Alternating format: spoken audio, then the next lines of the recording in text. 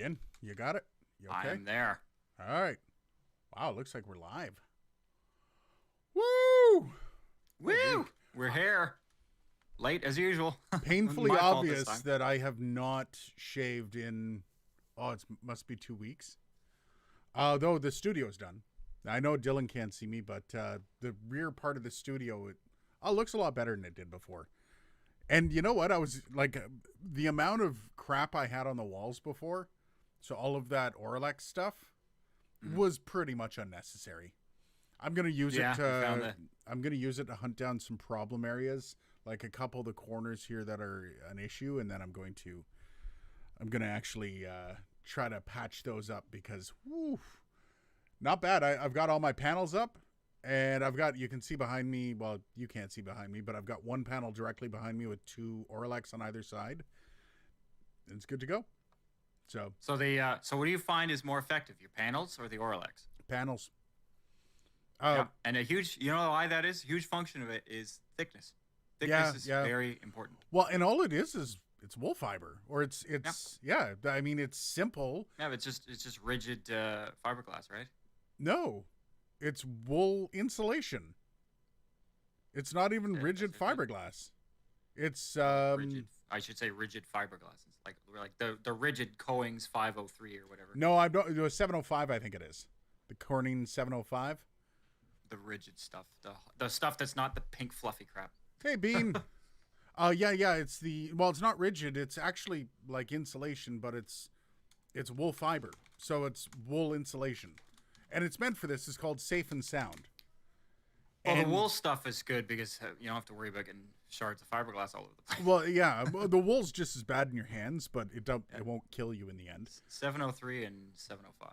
Yeah. I looked into it. The price of it compared to the price of the wool insulation, Safe and Sound, just wasn't worth it. And frankly, these things are 2.5 inches thick, and they work just fine. Like I have four directly in front of me. I have some of the Orlex off to the side, and I actually like the sound of.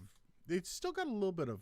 You get a little bit of reverb in your voice, but not much. Do you have any spacers behind the acoustic treatment, or do you just have it bolted straight to the I wall? spaced them. Actually, it's funny because I put spacers behind them so I could actually put LEDs behind them and let the LEDs shine out.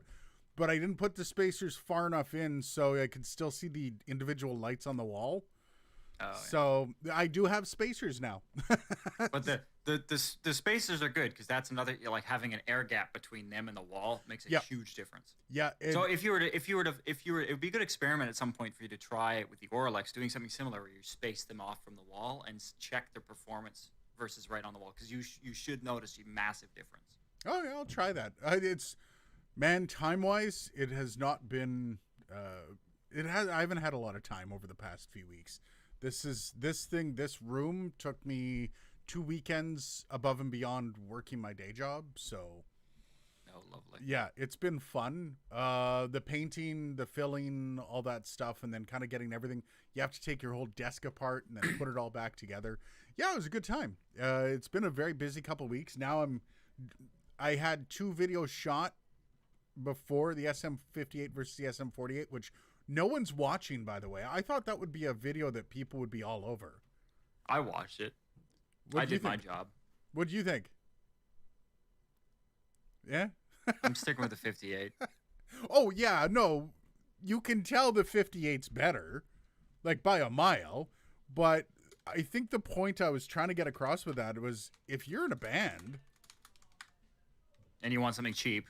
yeah, like, would anyone in the audience know that you're singing through something other than an SM58? Like, you would be It able looks to the tell. part for the most part. It looks the part. It's not that bad. Like, the sound is, you can tell this. It's not quite as clear as the SM58. So, and I mean, $50 difference between the two of them wasn't too shabby.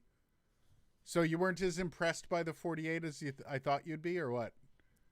For the price, it's remarkably close, but I think that's what confused me the most was because you expect a little bit more out of this. Unidyne 3 is supposed to be legendary and all this stuff, and like, and then they just threw together some capsule for this thing. It's like relatively close. You're like, what the hell, guys? What have you been selling us the whole time here?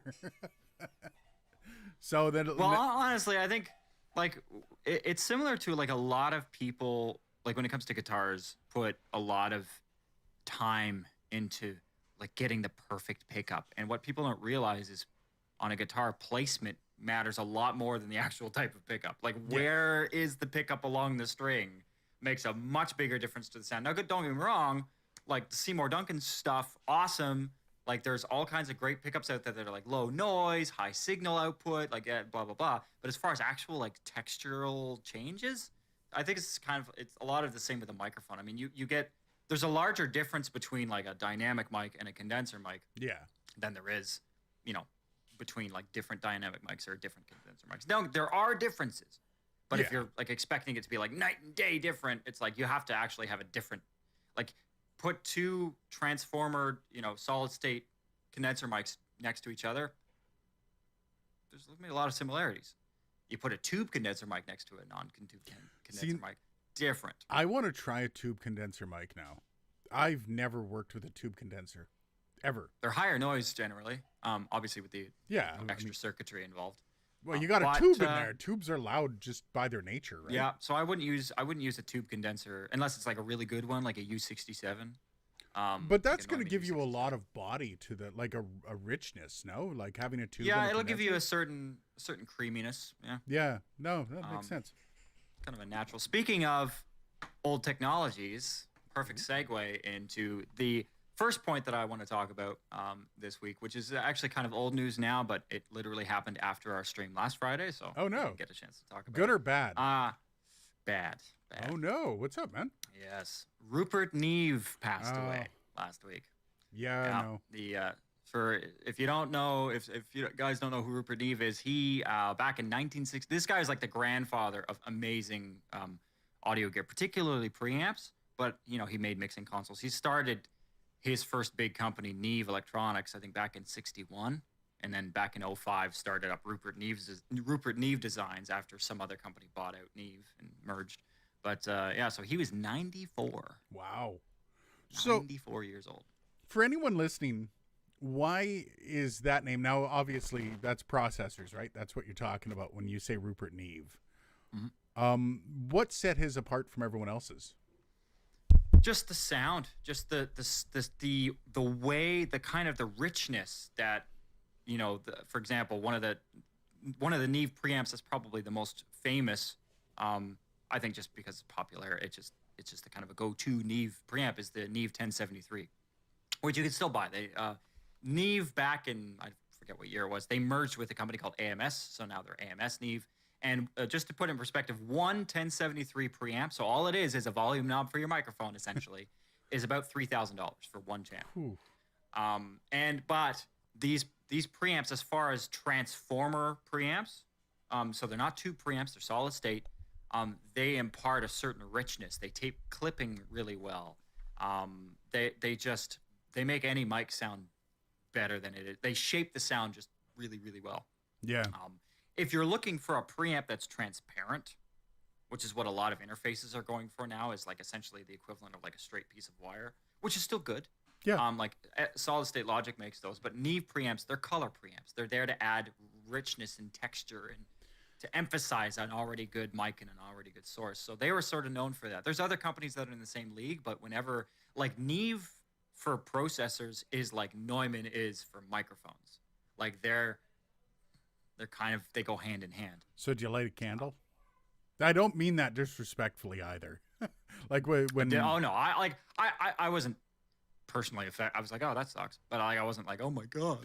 Well, there's certain people when they die, it hits you harder than you think. Oh yeah, for me, I think the biggest hit was Robin Williams. That was rough. No, that was big. Jeff Healey. That was rough. Jeff Healey, Tom Petty. Tom Petty was hard. Yeah. That was a good one. Even one that I didn't expect. Like, I was a big Cranberries fan growing up, and when Dolores O'Riordan, that kind of hit out of left field, I was like, what? I think that the reason that hit so hard, by the way, Camille, hey, how's it going, Camille? Camille! I think the reason her death hit so hard was because of the bloody song she had with Bad Wolves.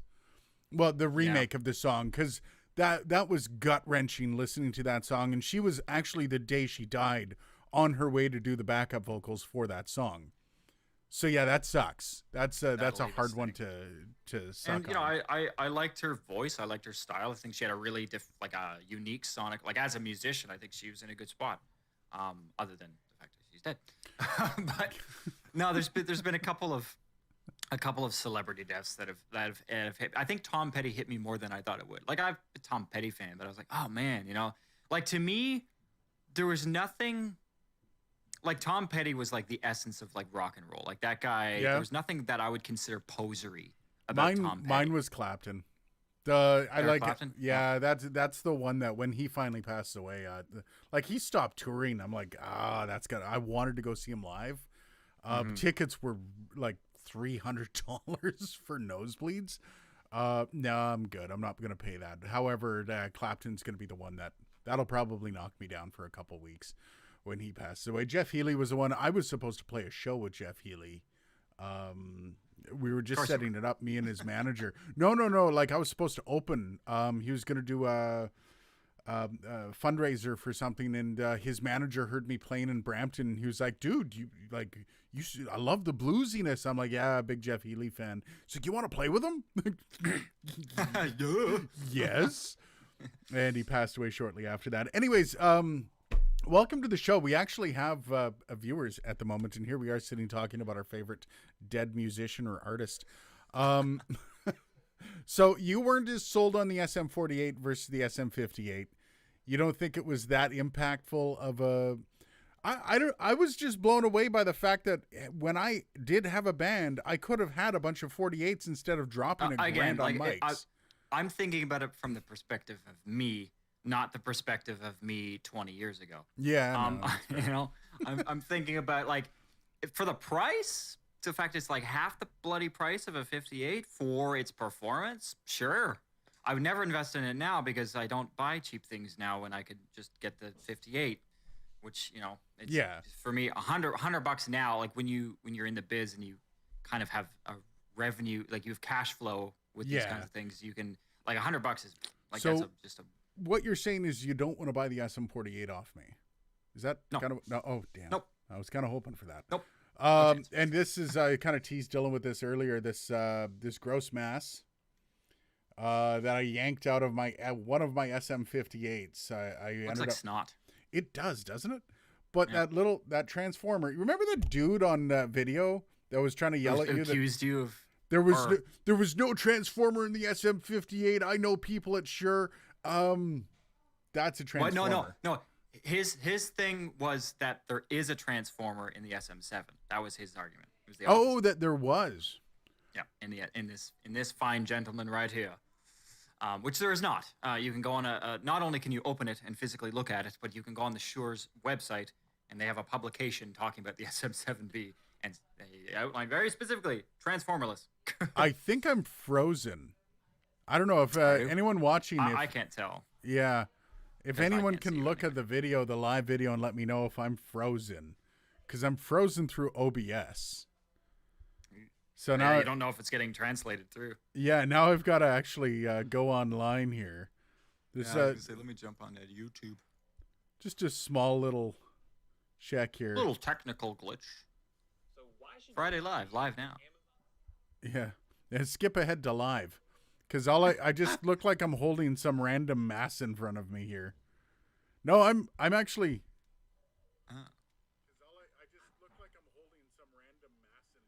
Yeah, no, we're still going. We're just Yeah, you're frozen. You're frozen. You're fully frozen. Thanks, Mike and Padre. Thanks, guys. This is So what happens, because you're in OBS, what happens if you turn your camera off and back on? Will it take, or do you have to like restart the whole live? I don't know. No, I don't think I have to restart the whole live. I'm going to close OBS and reopen it. I don't know what that's going to do to the live. So if you guys are watching and you're wondering, video ice. Yeah. It had to be that picture of me holding up that gross thing. All right.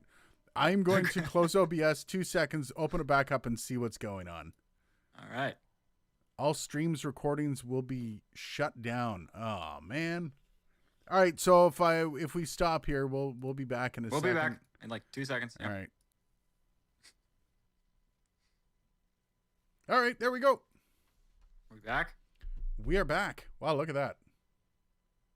Are we live again, or are we? Yeah, we're live. We're live. Woo! Hey, we only Welcome lost back. one person. Yeah. So that I pulled that mass out of the SM58.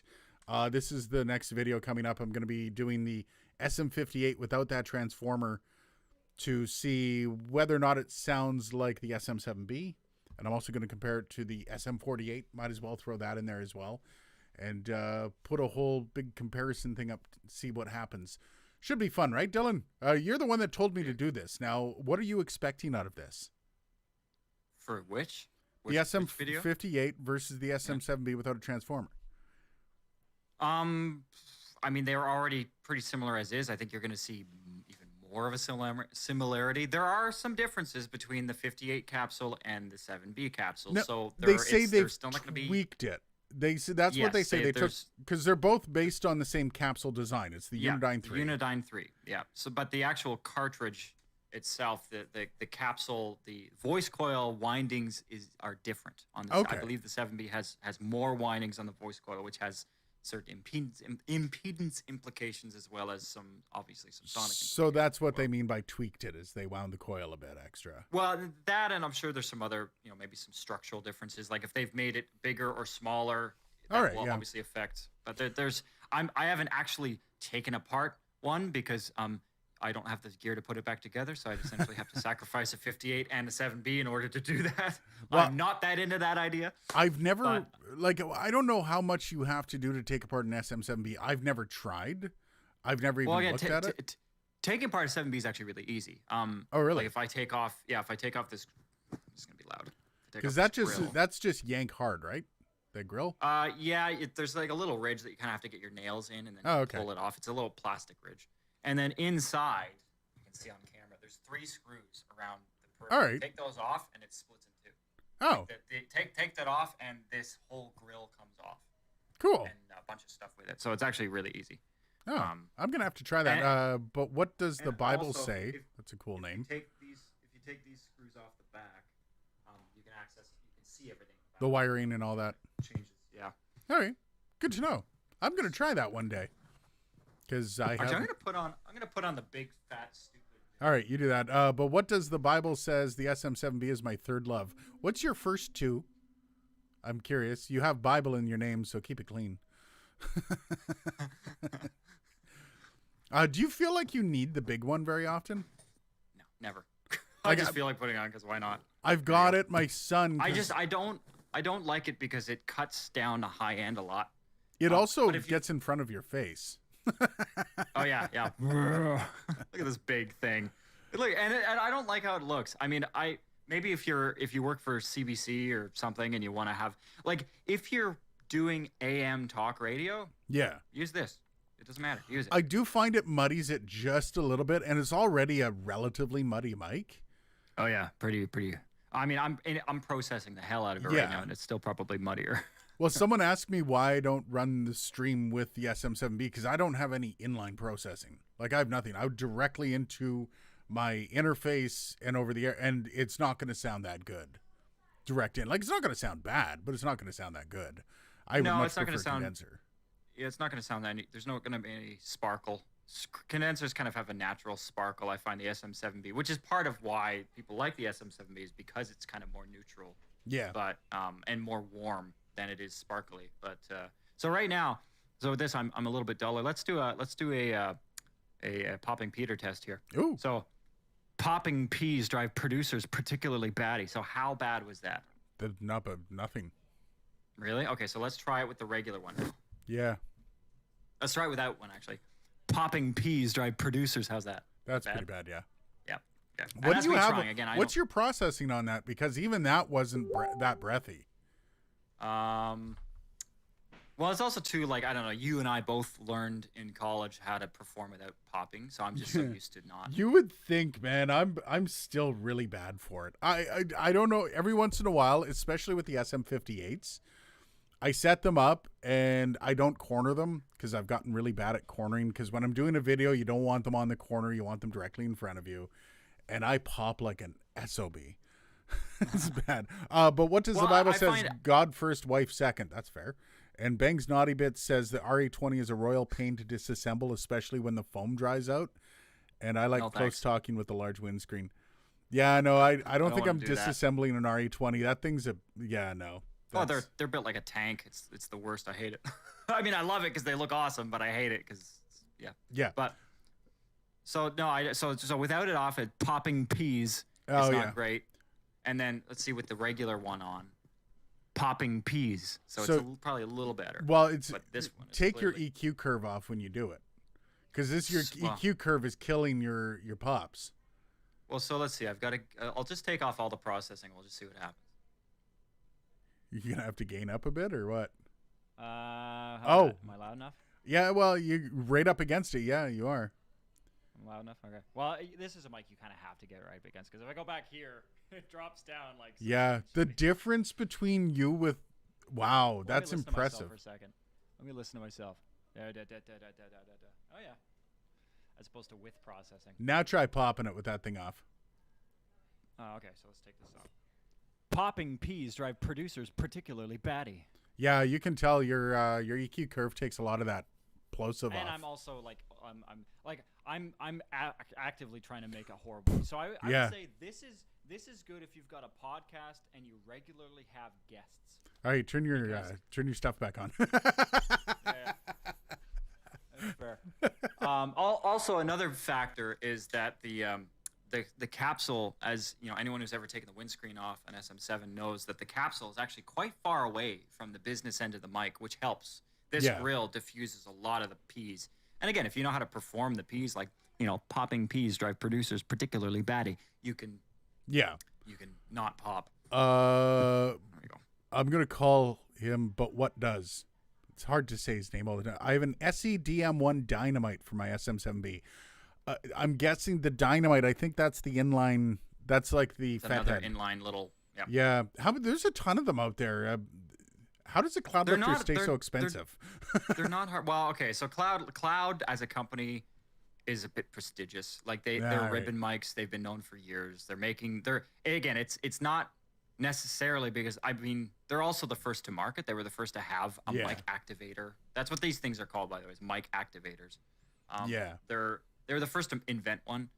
They're also I'm sure they consider themselves to use pristine components, but they're not hard things to make. Like these aren't hard components you could build one. Yeah. And it wouldn't no. be that hard. Well, and that's what everyone says. Nobody says, "Go get yourself a fat head." They're all like, "Get yourself a cloud lifter." Clank has Which is it's become the Kleenex of mic activators. Well, yeah. Bang says Clank has a decent cheap inline preamp. Clark with a K. That's no, I've never worked with him. I've never had I didn't have an SM7B when I was running my old interfaces. I had the Scarlett, the 2i4, and I never had the SM7B at that point. I was always running condenser mics, so I never had an issue. So I always say that if budget isn't a problem, I mean, as much as the Cloud Lifter is the most expensive of the bunch, Cloud Lifter is still going to save you money. Getting a Cloud Lifter with a dodgy pre is still going to be less expensive than getting a good pre that can drive this thing. Yeah. As we know, you need like a good 65, 70 dB of gain. Comfortably, I would say 70 because 60 if you've got the knob all the way up. yeah, Like I've got a console here with a board, and these preamps have 60 dB of gain, and the knob is literally at 5 o'clock. yeah. And now I'm not using this mic with that board. Well, it's interesting too because you can run an SM7B with a board that has 60 dB of gain and boost it in post, but you're not doing anything live, and you're probably going to have a little bit of that preamp noise in the background. If you've got the knob at 5 o'clock. Now again, I'm lucky that with this, what I don't consider to be a very good board, but at the same time, when I plugged the 7B into it and I cranked the gain as high as it could be, I was surprised at how low the noise actually was. Like Really, it was yeah? usable. I've used it on with that signal chain with no mic activator for like music recordings for vocals, Nice. and it's not. You can deal with it. It's not. It's manageable. Bang says the DM1 and the Fathead have a low end roll off. If you like, I've never liked using low end roll offs on That's like one mics. thing that Cloud Lifter generally gets touted for is is its purity, is the fact that, they always say a great compliment to give to a preamp is how similar it is to a straight piece of wire, because that's really what your goal is. So they often would say that the cloud lifter, although it does impart noise, don't let anybody tell you that it doesn't, because it does. Yeah. As any gain stage does, but it is, I think, the most neutral of the mic activators that I've heard, which is really only like 3. So you bring up an interesting point. Like, a lot of people plug in a cloud lifter and they're like, "Oh man, you can't even hear it." When noise becomes an issue for you is when you start layering multiple things with its noise, and then you have this bed of noise underneath. And also, not only that, but also when you have, do I have the pad on again like an idiot? No, okay. I thought it was the same as last week with the U87. I'm like, what? No, we're good. But I think also, people will listen to the mic without any processing on it and go, "Oh, yeah, sounds fine." Yeah. With the P120, if you listen to it without processing on it, it also sounds fine. But the second you go to throw compressors or any kind of dynamically restricting dynamic compressors, it's gonna, or limiters or distortion or any of that stuff, which you're probably going to be doing some amount to that. Very, very seldom will you record, especially something from an SM7B, and not do stuff with it. But it's gonna, the noise floor is gonna it's gonna come right up. Yeah. Even with my current signal chain, I have that problem. And this is good preamp with 75 dB of gain, and I still get issues sometimes where if I'm squeezing it, like for a pop track, for example, where the vocals are mashed with like 3 layers of compression, it's. And as you pointed out too, when you're recording multiple layers, so if you're doing, in a music context, if you're doing backing vocals, 12 layers, 12 times the noise. Yeah, and a lot of people don't think of that when they're doing a podcast, and they're like, "Sounds fine." Well, there's an interesting, also the other one I wanted to bring up. This is what does it says, if I'm running my Zoom Pod Track P4, you don't need the DM1. That's because the P4 has 70 dB of gain, which is amazing. But my Rodecaster Pro, I need it, but I'd rather record at 48 kilohertz.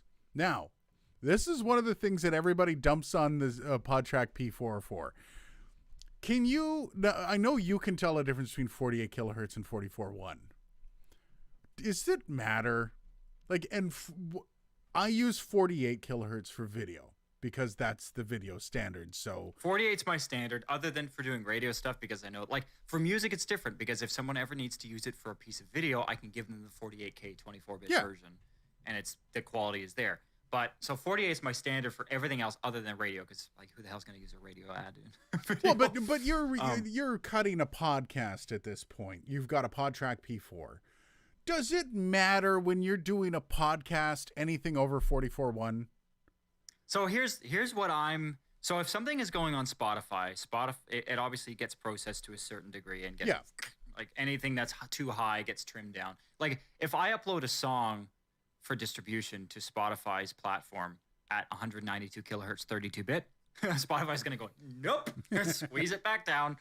The thing is it depends. I say, and we talked about this a bit last week too, which is kind of funny, but with sample rates, the advantages that you see with sample rates is usually, and a higher sample rate in some instances can actually be worse than a lower sample rate. How so? For noise floor. Oh. Because when it drops off the aliasing and that higher end, when it has that filter at 20.5 kilo or 22.5 kilohertz, it or 0.05, doesn't matter. When it's got that, I'm getting really there's a 3-hour-long stream because Dylan's trying to figure out the numbers. Can't figure out the damn number. But no, when you've got that roll off, because that's, if you don't have the roll off, and I'm sure you've heard what it sounds like old arcade machines. Actually, I can kind of demonstrate it with my own voice right now. If you have a lower sample rate, so right now I'm at 44.1. Yeah. And what I can do is I can drop the sample rate like this, and now you sound, I sound kind of warmer. Yeah. You sound like you're on a really bad phone. Yes. Now, there's a filter. So if I get rid of that, what's called an anti-aliasing filter, now I sound like this. Oh, God. You hear that grossness? That sort of... It sounds computerized. So those are alias frequencies, and I'm not going to get into why those happen because it's a little bit convoluted. But Point being is when you are exposing more of that sound spectrum, because when you go up to 192 kilohertz, Yeah. your roll off is at 96 kilohertz as opposed to 22 kilohertz. So you're bringing more information in, Yep. and with that comes more noise. So that in some instances, like when you look at a spectrogram, your noise floor can be significantly higher. The advantage to a higher sample rate, because a lot of people use the argument, well, you can't hear anything above 20 kilohertz anyway, so what does it matter? Like using other sample rates is stupid. No. No. No. Specifically, and this is going to sound weird, maybe counterintuitive, but specifically with distortion, like nonlinear plugins, like distortion plugins and compressors, makes a huge difference. Yeah. So the point where many high-end compressor and distortion plugins will have what's called like a high quality option, which basically will make the plugin internally, it will upsample the signal, process it, and then downsample it back down to 44.1. Anything that imposes saturation, which is mainly compressors and distortion and saturators or something like that, they will give you all kinds of weird artifacting, even at 44.1. And there's tests that you can do. Maybe at some point I should do a video on that. Have you ever heard of a company called Fabfilter? No. They're a plugin company. They did actually a really good video on this, and they ran it through some spectrograms and showed how, like, if you take when you add distortion to something, basically you're like emphasizing, you're adding in and emphasizing harmonics. So if you have a sine wave, this is getting really nerdy, but on a graph, if you have a sine wave like sweeping up the spectrum, and you add distortion to it, you'll see like two lines, one going up like the harmonic, so like twice as fast. You'll have two lines sort of jutting out on your graph. And if there's sort of a ceiling that it hits at 20 kilohertz, that line bounces back down, and you start getting these harmonics that don't correspond to the actual frequency. And what that translates to in a musical or in a voiceover context is just a really unnatural sounding girth, warmth, saturation to the signal. Yeah. So, but all this to say is that's a really technical point. Generally, by and large, most of your stuff gets downsampled to 44.1 16-bit anyway. Yeah. I And that's know- the one person brought up, I think Bang said it, 48 kilohertz means you can line up the audio with video. You can with 44.1 too. Yeah, it will just upsample. Premiere or any NLE will just upsample. It upsamples it, and even then, even if it's not upsampling it, the amount you'd be out on what I do at like a 10-minute video wouldn't be enough for the eye to perceive it. Like it's like right now, even what we're doing right now through like our audio is going through Clean Feed. Clean Feed is 16-bit, 44.1. That's its so OBS or somewhere in the chain, YouTube or OBS is upsampling that to 48K and then streaming it. Yeah. So what you're hearing right now is something upsampled, and it probably doesn't sound that horrible, other than YouTube's compression algorithm. So there's compression, but there's also latency involved. There's a lot of there's factors. a billion stuff. Like I'm surprised between Clean Feed and OBS that we don't have latency between our audio and our video. Well, again, I'm adjusted. Like I have delay in line for me to help, because if I turn the delay off, my audio comes through before my video does. Yeah. We had that at the beginning. I looked at the latency, and mine's set to like, so I've got a 700 millisecond duration.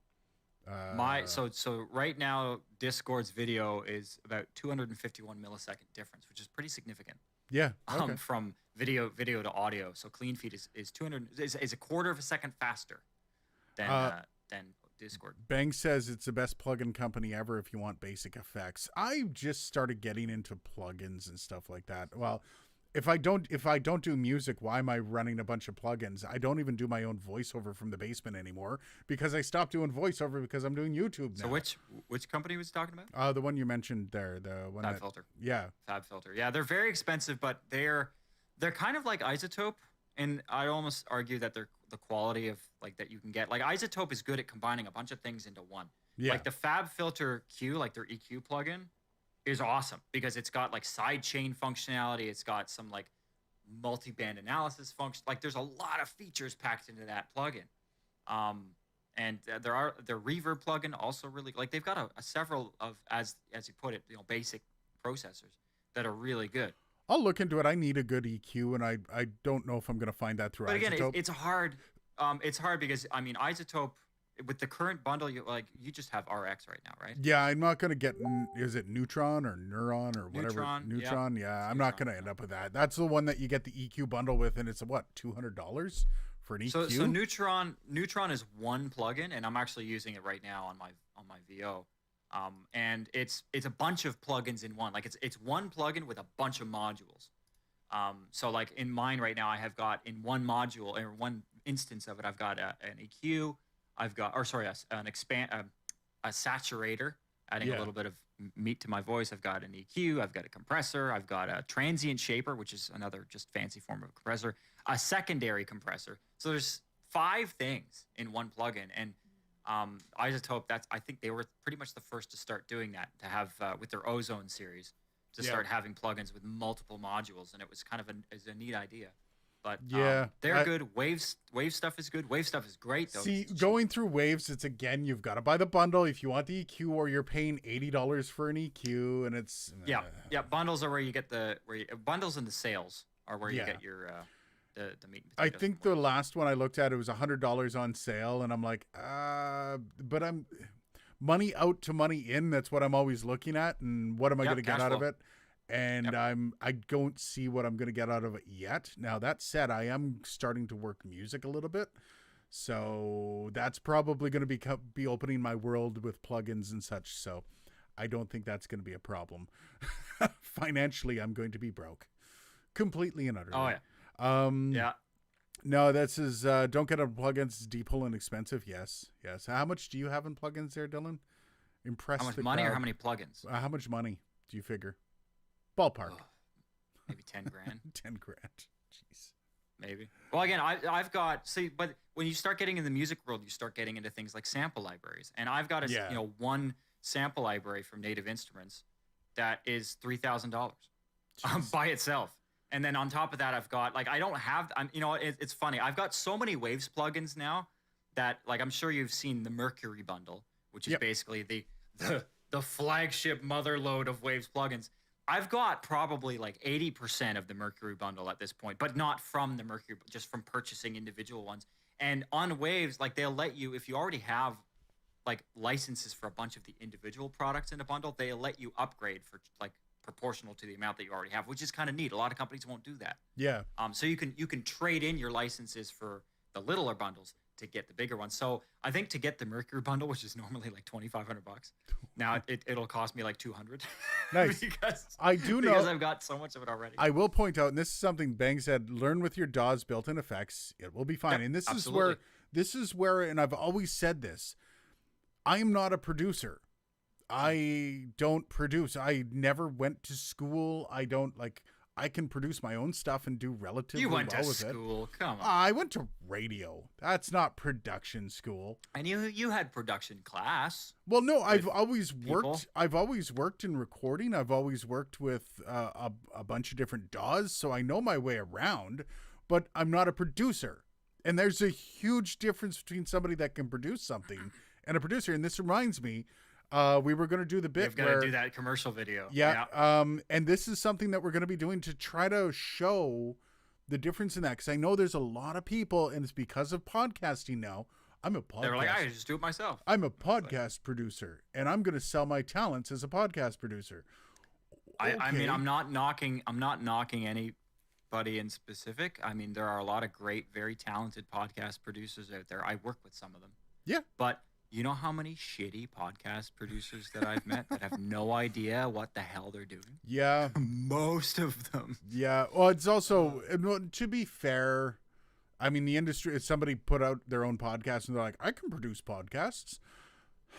Whoa, take out every breath. No, take out every take out every and then they're good. Yeah, learn how to process it properly. Learn when to do soundscaping and stuff like that. And it's yeah, there's a lot of stuff. I do have RX Bangs. RX is just mouth noises alone, worth its weight in gold. Just for the mouth. And what I'm trying to think, what do I use? Because obviously I spend many hours a day. Let me actually open that. There's a lot that I use. I don't actually use it in the native DAW though. The two things I think that I use the most of the RX sort of series of tools. Let me actually just look at the list here inside my DAW. Yeah. Noise reduction. It's combining two versions of RX, of course. I use the D-Clip, actually. Yeah, I D-Clip's don't nice. use it all the time, but if I get, like, we got people recording their own VO now, like, remotely on their phones, and a lot of times they'll record way too hot and it'll be clipping, and it's really actually surprisingly good at rebuilding the waves after they've been clipped and doing it. Like, obviously, if it's completely massacred, you're screwed. Yeah. But if someone's just like, if someone is occasionally just loud and they're just like, "Rah!" and they get clippage, Yep. I can work with that.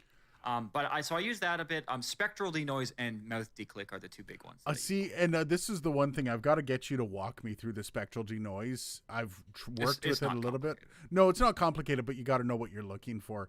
I use the voice denoise. Voice denoise is amazing.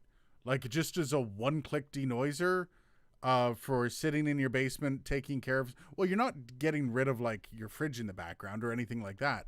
But if you just want to take some of the noise off of the room noise, the room tone, take some of that down, voice denoise work great. All spectral denoise is really I guess It's the a big visual. difference between voice denoise and spectral denoise is both of them are just fancy gates. Yeah. That's all they are. It's just really fancy gates. Spectral denoise is substantially higher resolution than voice denoise is.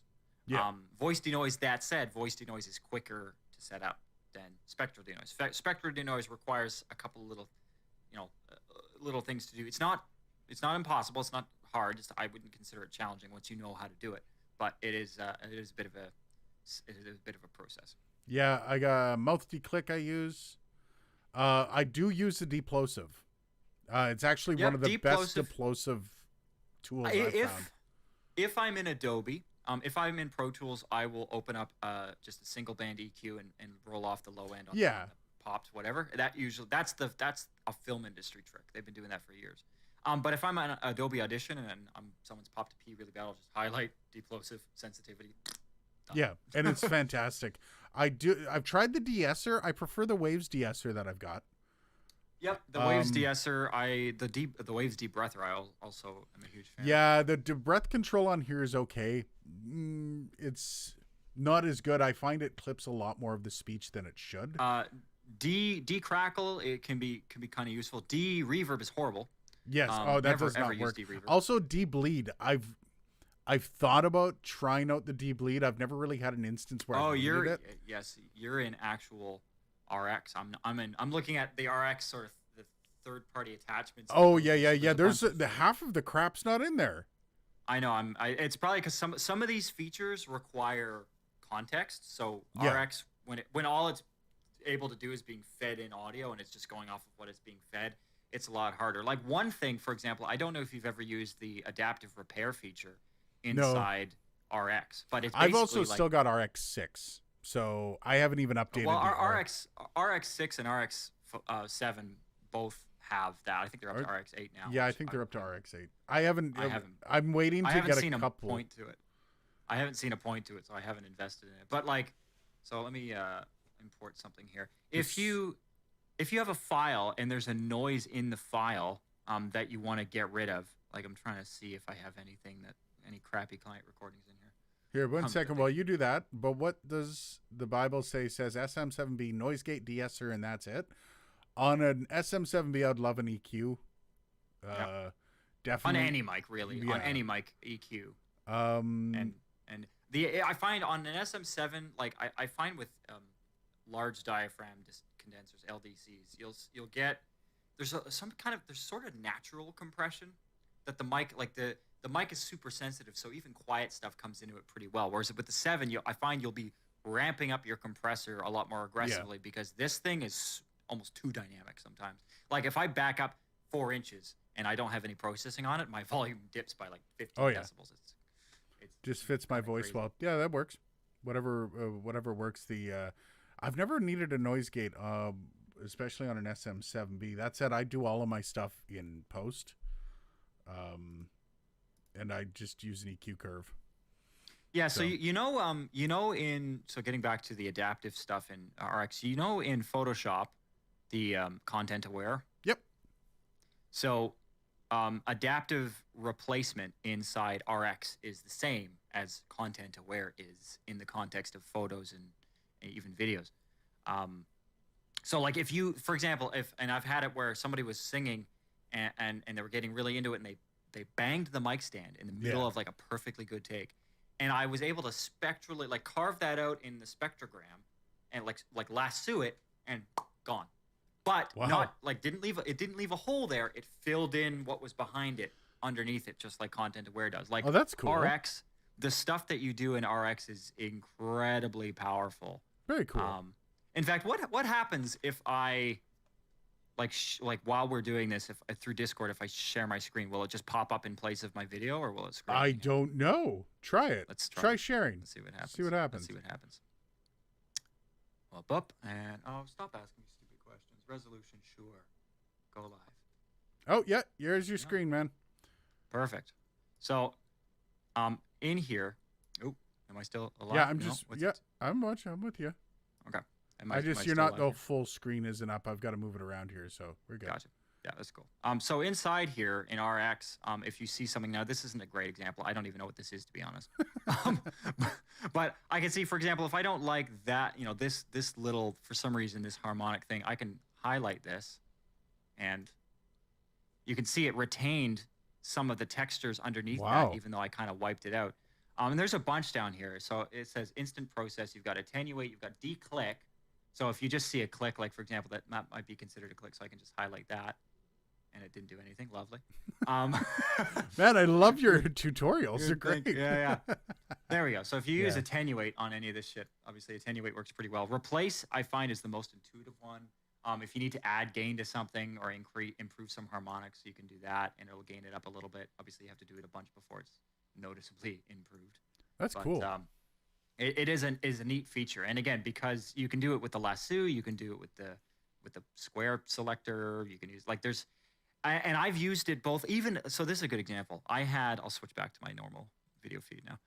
How do I stop sharing? Stop sharing. There we go. Can you see me now? Am I back? Yeah, you're back. All right. So I was recording a slide acoustic guitar line once, and I've learned over the years with slides that even though I always love the look of a chroma slide because they don't tarnish. Brass slides, they get really gross looking, right? They kind of but the sound is very different. The effect of this on a steel string versus this on a steel string, this sounds worse, and is a lot buzzier, even though it looks better. So I did some slide work on an acoustic, and I found I didn't like some of the buzzing that was happening. So I literally went in RX and I deleted the buzzing. That's amazing. I lassoed all of the buzzing, and you couldn't tell. It retained all of the string texture. It didn't roll off any of the high end. I just literally on the spectrogram identified where the buzzing was, circled it, gone. So when you're identifying the sounds in the spectrogram, are you basically deleting them, hearing it, and then going, "Oh, that's what that was," putting it back? Sometimes I'll make a mistake. Like generally, like I'm so used to looking at like spectrograms. When I'm using Adobe, I actually I'm one of those guys that has it on the bottom all the time. So do I, yeah. Because I find it like there's a lot of information that just a straight up waveform can't give me. Yeah. I like the spectrogram there. I find it really helps do things quickly. Sorry, go ahead. Sorry. I was just gonna say I'll make mistakes sometimes, and I'll be like, I think that's what the noise is. Like that's what I'm hearing, and that's about where it is on the graph. But then I'll play it back and go, ooh, okay, whoops. But most of the time, it's like, nope, I can circle it knowing what I'm circling. That's cool. Actually, I'm gonna get you to walk me through that one day. Running through Rode PodMic, noise gate, de-esser, compressor, big bottom, and in post EQ. Oh, I'm talking. That's through the Rodecaster Pro. I think that big bottom. I don't run anything in line when I'm recording, and I know everything in post. To me, it's always been, and this is something you kind of instilled in me when I first met you. You're like, you can't fix it if it's done. You can't uncook bacon. Done. Yeah, and uncooked bacon. I used to love the idea of like everyone's got the 286 DBX 286, is it? And it's like, one day it's just you get to a point where you know what you can do comfortably to the audio on the way in, so that you still have a lot of options coming out. Yeah. Like you don't want to put like I know anyone who's ever used like an Empirical Labs distressor compressor, which is like one of the best compressors. I think one of the best analog compressors I've ever used. It has a setting called nuke as a ratio, which is literally like 100 to 1 or like 1,000, like it's a limiter. And I know of people that have recorded a vocal with it set to nuke, and it's just like you're screwed. You can't if you've done that EQing, you can kind of counteract an EQ in post. If you've added too much highs, you can. I don't recommend it, but you can. If you screw up in it, but compressors, you cannot counteract a compressor once it's been enacted. But if you've got an inline EQ, that's never going to change, and unless you're changing mics, unless you should be fine. That's the one problem I would have is I'd be swapping out a mic and forget to change the EQ or whatever. But then with some of the newer EQs, you can also have it a one button change. So even then, I think like my EQ going in, just like my compression, like I do have a tube compressor that I run stuff through, and I'll keep maybe the ratio at like 3 to 1, and the threshold super high, so it's never rolling off more than like 2 or 3 dB. Just doing a little bit of level control, and that's it. And adding some tube character. One day when I grow the studio, I'll be brave and I'll get some nice stuff to put into get some nice outboard gear. Yeah, it's money / this thing's been a money pit already. This room, it's bad enough just what's sitting in front of me. And I'm not used to spending $3,000 on plugins, so I'm actually going to be. I didn't mention this to you. I'm going to be doing a bit of a redesign in here because the radio station that I work at, they are moving to a different location, and the big studio desk that's in my office with like racks on either side, they're like, "Do you want it?" I'm like, "Yeah." So those things are thousands too, eh? Yeah, exactly. And well, I was talking to one of the engineers yesterday, and he was like, "You're gonna have to like." I was like, "So the cables?" He's like, "We're gonna take out the gear that we care about. If there's anything left, you're gonna have to deal with." I'm like, "You know what? For a free desk, I'll take it. I don't care." Well, I mean, but I'm gonna get a lot of free. I might get some free cables out of the deal. So you know what? Yeah, take it, man. That's awesome. I'm not complaining. I would love to, and I know that the company I worked for, we got a bunch of free desks too, and they had a couple of those producer desks, and they threw them out because they're like, we don't need them. Oh. Did you find the dumpster? No, it was just when I started, and I didn't want to step on any toes by going dumpster diving at work. They're going to look at you weird.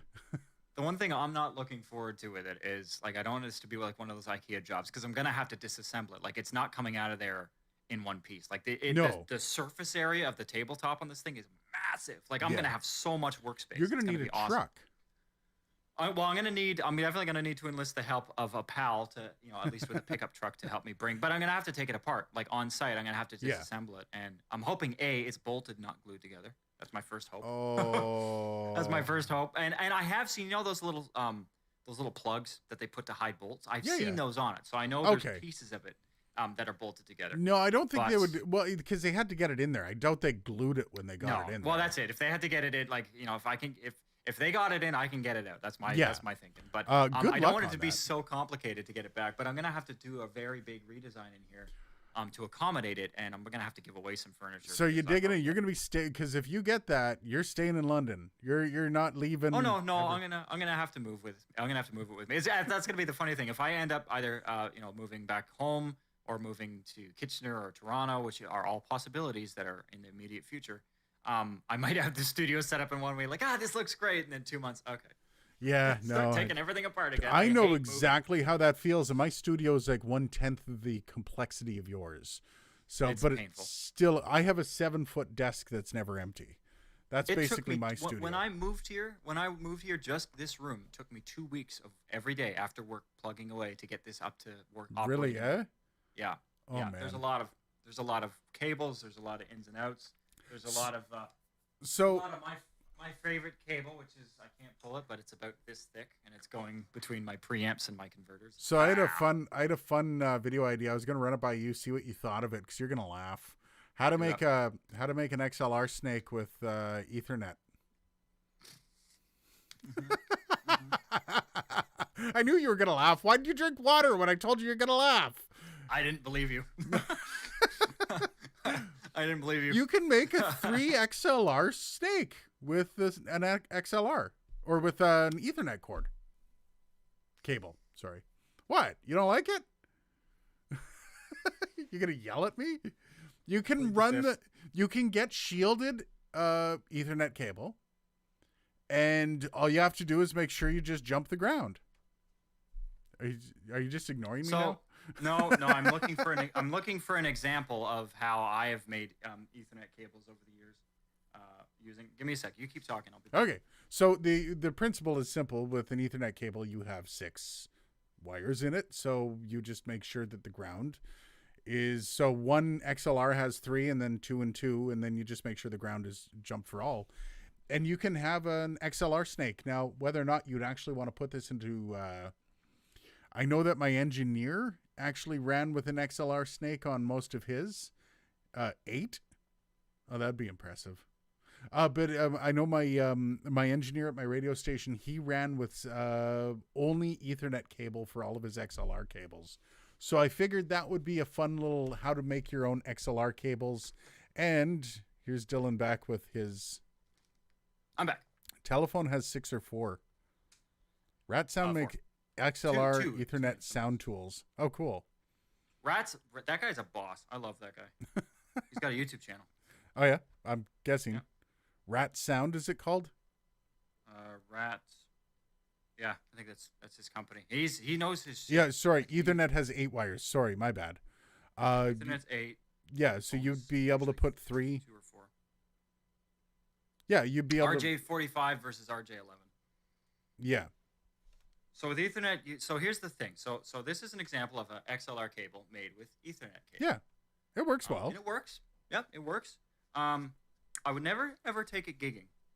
No, God and no. The reason for that is because not only is there's the hatchet job of a connection. Well, what are those? of, what's on there? Is that tape? It's I'm using it. I just took a little piece of electrical tape and just kind of folded it on itself to use as a spacer so the wires wouldn't connect. Oh, okay, that's fair. Yeah. So the problem with this is Ethernet cables always, in my opinion, in my experience, I should say, I've never. This is 100% of the time, are solid core. What do we know about Really? solid core wire? Well, yeah, breaks easy. Yes. None of is no. I don't have. I have stranded core. I don't have solid core. Stranded core Ethernet cable? Yes. Is it RJ? Oh, they're a gigantic pain in the ass to make is it like Cat 7? No, it's Cat 6. Every Cat 5e or Cat 6 cable that I've ever seen all have solid core cables. Well, I know I've got 3 or 4 of the cables here that are solid core, yes, because they're a lot easier for getting through the little holes at the end of the connector. So when you're making your own Ethernet cables, you're not going that's nuts. why is spec-wise they're supposed to be solid core. They're supposed to be like tiny versions of conduit wire. Yeah. But, so the problem with that is they break really easily. So Yep. What I do in order to make this, so I have one pair that's just dummy that just has no purpose. So I basically, each pin is assigned to a pair. So I twist a whole pair together and solder it to the pin so that if one of those strands breaks, there's a fail-safe strand that maintains the connection flow. So it improves, multiple points of contact. So because if I just attach one strand per pin and I happen to bend it the wrong way in a mission critical situation, yeah, the cable's done. So Bang says I only see bulk Ethernet solid core. Yeah, you know what? The reason I was planning on doing it is because I was going to be outfitting the walls and running all of my XLR through the walls. So it'd just be a matter of if I wanted to plug my mic in back behind me, just plug it into the wall at the panel and putting panels all around the room, quite like you've got plugins, right? So it would work for in theoretically. So let's figure this out. So we've got 8 contacts. So how many we could make a total of unbalanced cables, which you would never ever use this for an unbalanced. No, you could make 7. You can make 7 for unbalanced. 2 for unbalanced. Because for unbalanced 7. With the 8. Because with an 8 conductor cable, you can make 7 unbalanced cables because you can all the grounds can be the same. Oh yeah. Sorry, wow. Yeah. So all the hot you would have 7 hot. 7 hot. The 8th one would be your common. Yeah. Ground. So with the XLRs with balanced, you could make, let's see, 1, 2, 3, 6.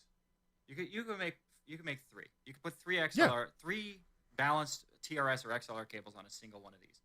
I wouldn't recommend it, but if you really wanted to, just for gets and jiggles, you totally could. That's what I was going to do it for. I just wanted to have a little bit of fun with it because I saw an article online of somebody saying this is how you do it. If you don't mind wasting the connectors, go for it. Now, so what I would suggest is, because there's so much being put on the common line, I would actually take a whole pair and dedicate it, and then the remaining 3 pairs are each of your 3 cables. Yeah. I'm going to figure it out. I'm going to try it a few ways, and then I'm going to... It'll look fuck ugly. That's the one. Like, that's the one thing, is you're going to have, like, you know, strands coming out of the end of the cable, and like a massive XLR cable hanging off the end of the, like, you know, like pelvic warts on the end of your cables. Yeah, it's going to look fantastic. He was talking shielded Ethernet, not UTP, so the shield is the 9th path. Yeah. Yeah, so if you've got shielded Ethernet, which I think is part of the Cat 7 spec, and above Cat 7 and beyond, then you could get more bang out of the buck, and you would be able to use them in, possibly, depending on how good the shield is, you'd be able to use them as unbalanced. So you could make 8 unbalanced cables on a single Ethernet. That would be awesome, though. That'd be crazy. It would eight look... guitars on one cable.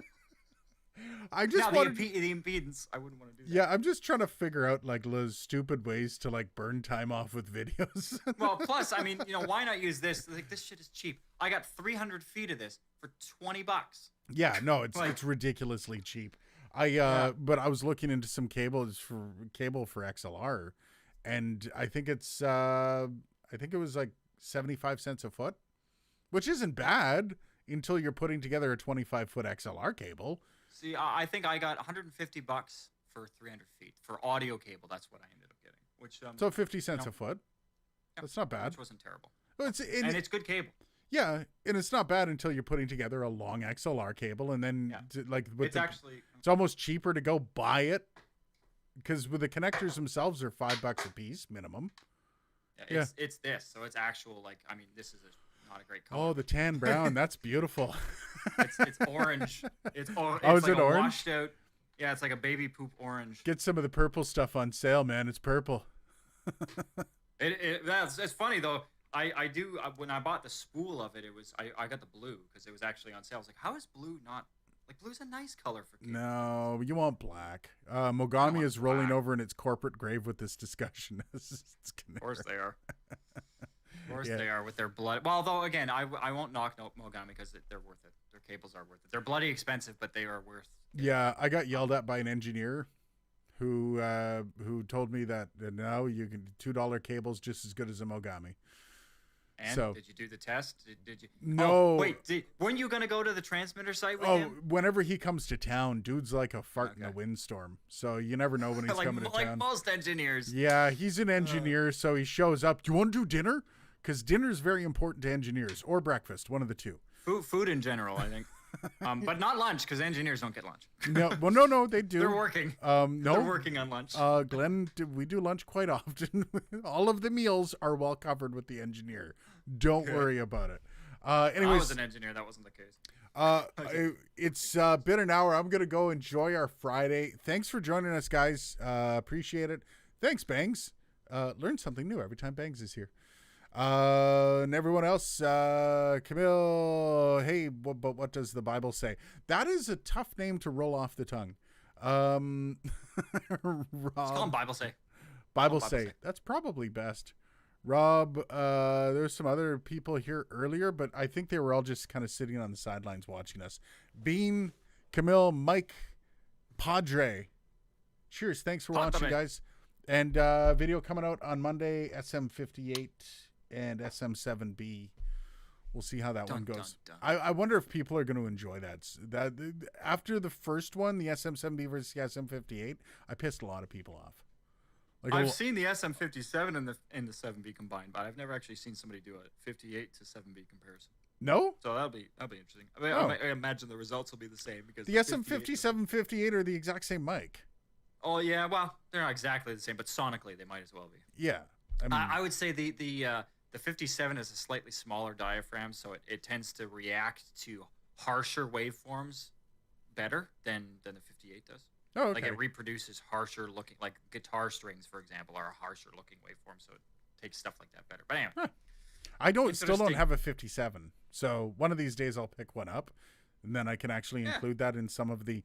But they're I about still, the same. I think they're a little cheaper. I think they're about $100, a little cheaper than the 58. But I've been on a roll. Maybe I should start selling some of this bloody gear that I've been picking up over the past year. Like I've sell the stupid Behringer. Sell that stupid Behringer mic. Get that the hell out of there. Actually, that Behringer mic is which one you're talking about, the 1800S? That's not even mine. Sure.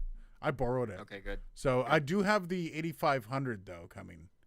That one I'm going to try to get rid of because I don't have no use for Behringer in my life. They've done nothing good for me. I've never once recommended a Behringer product. Is there I have. I can outside of say, outside of the massive mixer? no.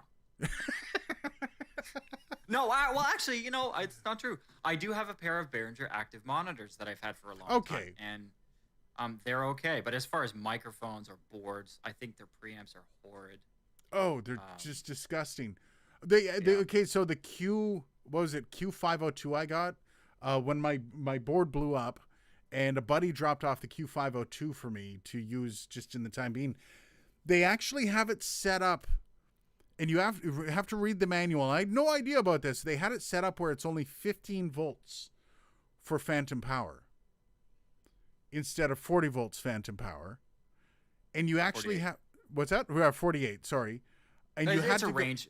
you had to go into the settings to change it from 15 to 48.